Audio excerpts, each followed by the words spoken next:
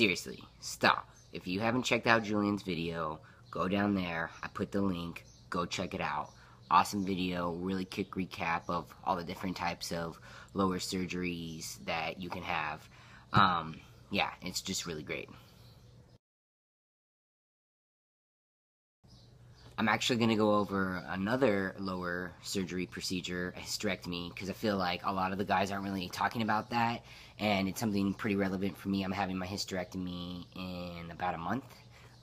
Yeah, in like almost exactly a month. So I'm going to talk a little bit about the procedure and stuff like that. Now, real quick, before I go into my hysterectomy procedure and stuff like that, if I had to choose between metoidioplasty and phalloplasty, and I wasn't allowed to not choose, I would choose metoidioplasty, more for the sensation factor, the aesthetic factor, and I don't necessarily have too much bottom dysphoria, and I really enjoy my sexual relations as they currently are, so I would kind of be really worried about changing things down there and ending up not having it as pleasurable as it is now. But that's just me. I've probably actively been trying to get my histo covered through my Kaiser Healthcare since the summer of 2014, so a little less than a year, probably about 9 months-ish, to go through all of their steps and everything to get it covered. It may have been a little bit quicker, but I had started testosterone before I got Kaiser Healthcare, so I didn't have my therapist letters from Kaiser approved doctors. I had my letter from my therapist that I got for my top surgery, but she doesn't work for Kaiser, and they said that I could include that letter, but it would just kind of be more of support evidence that it really didn't stand for anything and it really wasn't needed. So I had to go through Kaiser and see 2 different therapists, an initial intake therapist who was kind of like the head department lady, and then after her I was referred to like a specific therapist who's like my person to go to now, I guess.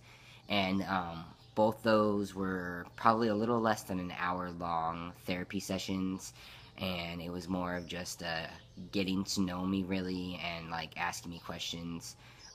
Neither of them needed to see me for a second visit after they met with me initially. They were pretty comfortable saying that I was comfortable with myself, and were okay with approving my psychiatric part of being approved for surgery.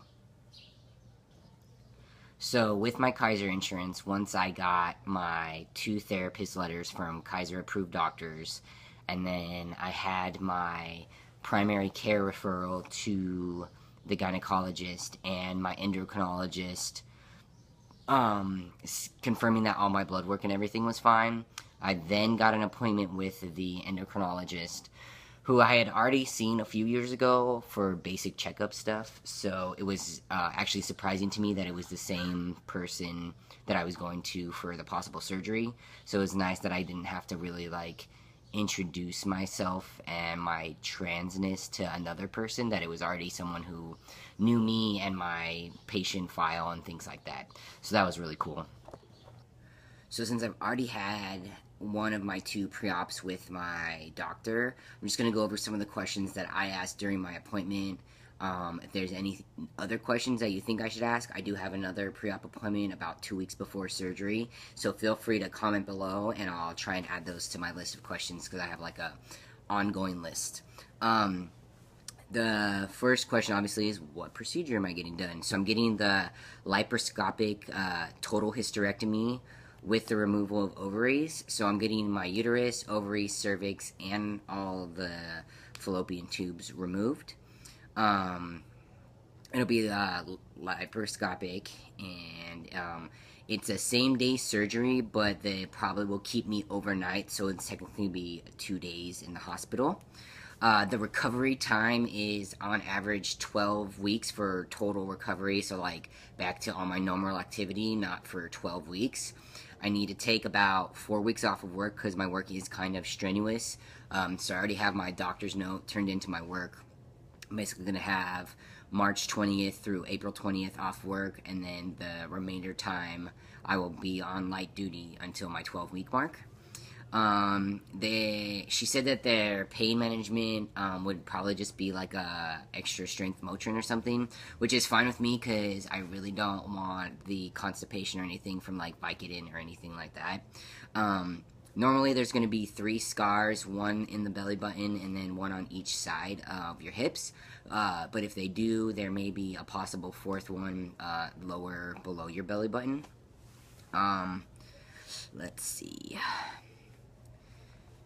There is an option of getting your catheter put in after you're out from anesthesia and before you wake up, but the downside to that is that you could have bladder spasms afterwards. I'll post a link to Dade's video down below where he kind of talks about that being painful. I know Charlie had his, and he had his catheter removed before he woke up, and he said that they were uncomfortable, but it wasn't necessarily painful. I don't know that I've ever had a catheter before, so I don't really have any dysphoria around it, so I'm kind of indifferent. If they take it out, they do. If they don't, I don't really care. Let's see what else. And one of the things that I am kind of excited about is that after I've been back on, like, my endo wants me to stop testosterone 2 weeks before and wait 2 weeks to continue it again. And then 3 doses after that, I'll get my levels checked again and see if we need to readjust and go from there. So that's pretty interesting. I already get my shot every 2 weeks. I didn't start off like that, but currently I take my shot every 2 weeks, so possibly lowering my dose in the future, which is very interesting. My doctor gave me this laparoscopic hysterectomy little pamphlet thing. It is not trans friendly. It uses all of the female vocabulary and all that kind of reproductive systems and all that great stuff. So if you are uncomfortable with that, maybe have somebody else look at the pamphlet for you and just kind of give you an overview. I really liked it because it kind of gives you a whole on the day of surgery thing. So it talks about like the anesthesiologist and what they're going to do with you. You're going to have an IV. Some of the hair may be removed. From my understanding, they don't want you to shave yourself because when the hairs grow back in, it could cause ingrowns and that could lead to infection. So that's fine with me because if you definitely don't want to be getting rid of all of that fuzz. So anyway, then it has about your hospital recovery, about your home recovery, taking care of yourself, getting people to help you, returning to work, staying active, things like that.